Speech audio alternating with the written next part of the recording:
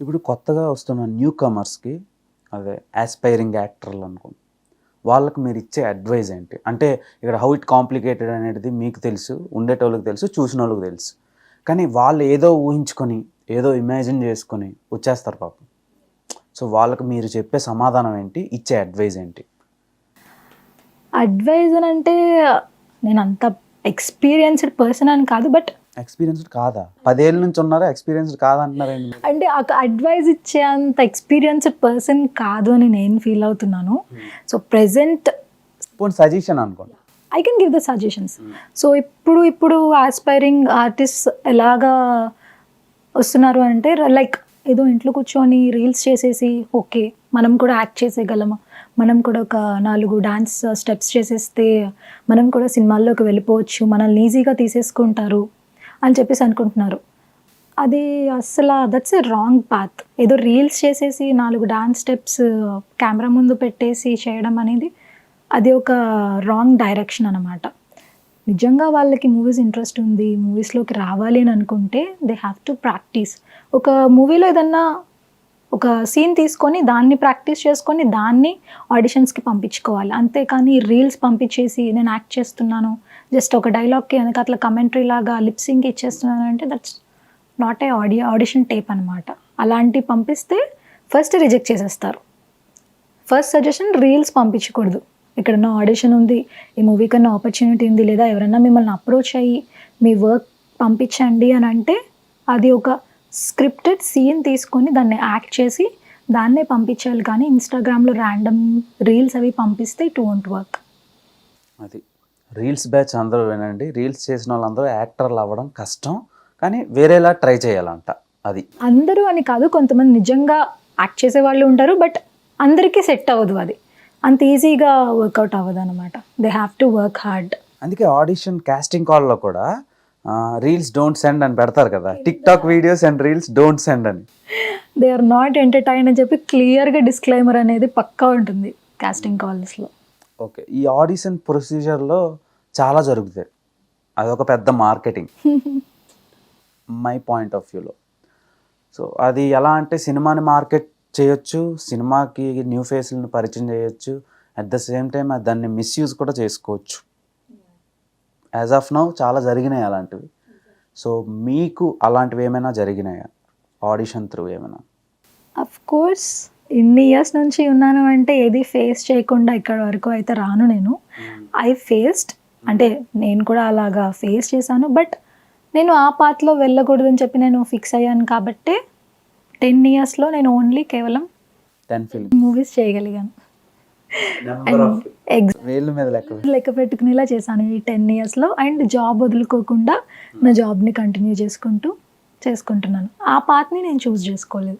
Not only in film industry, మనం బయట ఎక్కడికి వెళ్ళినా ఎక్కడ చూసినా కూడా అలాంటివి ఫేస్ చేస్తూనే ఉంటాం. కామన్, అది ఎక్కడైనా కామన్. అందరూ ఇండస్ట్రీని ఫోకస్ చేస్తారు కాబట్టి ఎగ్జాక్ట్లీ వాళ్ళకి ఛాన్సెస్ ఎక్కువ దొరుకుతాయి అని చెప్పేసి అలా అనుకుంటారు. బట్ అన్ని ప్లేసెస్లో ఉంటాయి, మనం అవాయిడ్ చేసుకుంటూ మనకేం కావాలో అది చూసుకుంటూ వెళ్ళిపోవడమే కానీ అక్కడ స్ట్రక్ అయిపోకూడదు. అరే ఏంటి ఇలా చేస్తున్నారు అని బ్యాక్ స్టెప్ వేయకూడదు. We have to move forward. Okay ఇది సెట్ అవ్వలేదు, ఓకే ఇది కాకపోతే ఇంకొకటి అని చెప్పేసి we have to go front forward, అట్లా వెళ్తూ ఉండాలి. Go with flow. Yes. So కొంతమంది అమ్మాయిలు ఉంటారు, ఫాలోవర్స్ చూసుకొని మేము కూడా స్టార్లమే అని అనుకుంటారు. సో వాళ్ళకి మీరిచ్చే మీ సైడ్ నుంచి, అంటే సినిమా సైడ్ నుంచి ఎలా చూస్తారు, డైరెక్షన్ టీమ్ సెట్లో ఎలా చూస్తారు? అంటే ఇఫ్ తీసుకోరు, మ్యాక్సిమం తీసుకోరు, ఇఫ్ తీసుకుంటే సెట్లో ఆన్ షూట్ లొకేషన్లో ఎప్పుడు కూడా ఫాలోవర్స్ బట్టి మన ట్రీట్మెంట్ ఉండదు. ఆబ్వియస్లీ మనం ఎలా ఉన్నాము, మనం ఎలా బిహేవ్ చేస్తున్నాము, మన కమ్యూనికేషన్ రిలేషన్షిప్ ఎలా ఉంది అనేది చూస్తారు. కానీ మీరు ఇన్స్టాగ్రామ్లో ఇంత తోపు, మీకు అంతమంది ఫాలోవర్స్ ఉన్నారు, మీ రీచ్ ఇంత బాగుంది అని మనకి ఇంకొక స్టెప్ రెస్పెక్ట్ ఇవ్వడం అదంతా ఏమి ఉండదు. Every one or equal on set. మనం వస్తున్నాము, స్క్రిప్ట్ ఇచ్చారు, చూసుకోవడం, యాక్ట్ చేయడం, వెళ్ళిపోవడం, దట్స్ ఇట్. అదే ఉంటుంది అక్కడ. వర్క్ తప్పించి ఇంకొక వేరే హైప్ ఏమీ ఉండదు. ఇప్పటివరకు నేను చూసిన దాంట్లో అయితే నాకు అలాగే అనిపించింది. ఓకే, మీ క్రష్ ఎవరు? నా క్రషా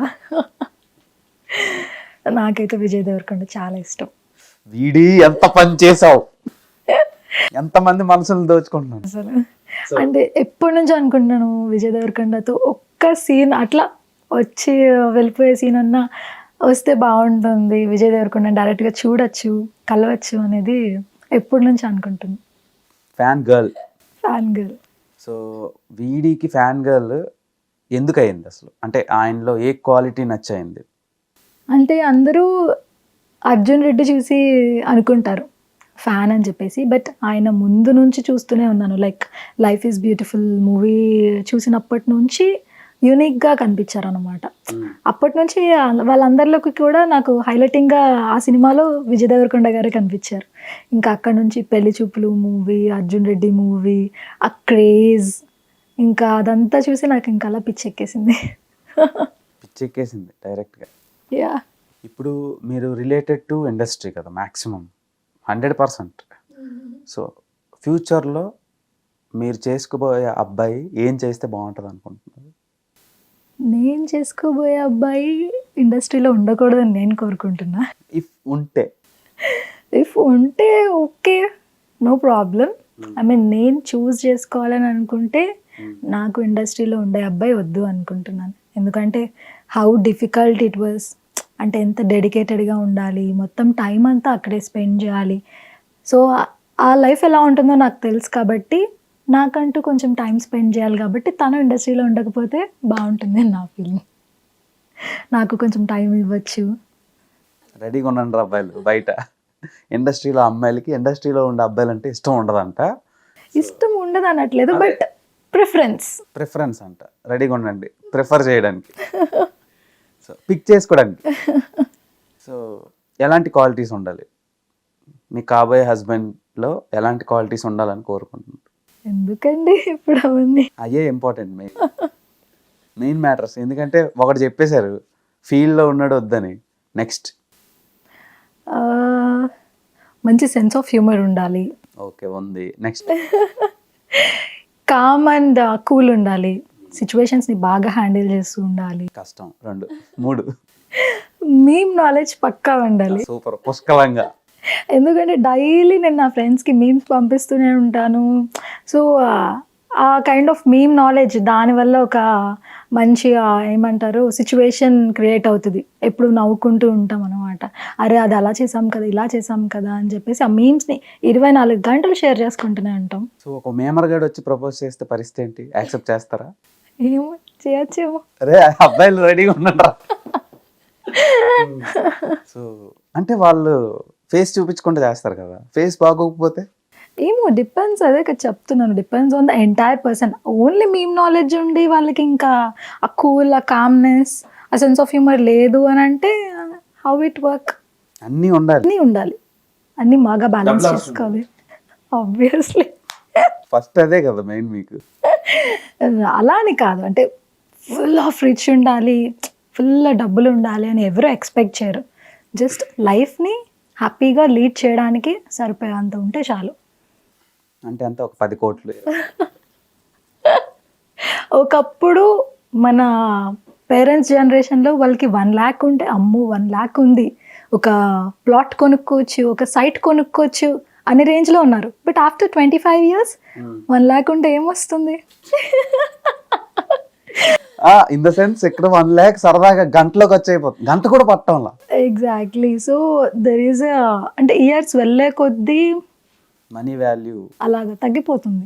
అప్పట్లో 1 lakh ఉంటే వాళ్ళు చాలా పనులు చేసేవారు, ఏదైనా కొనేవారు, లైక్ ఇంత kind of gold or anything.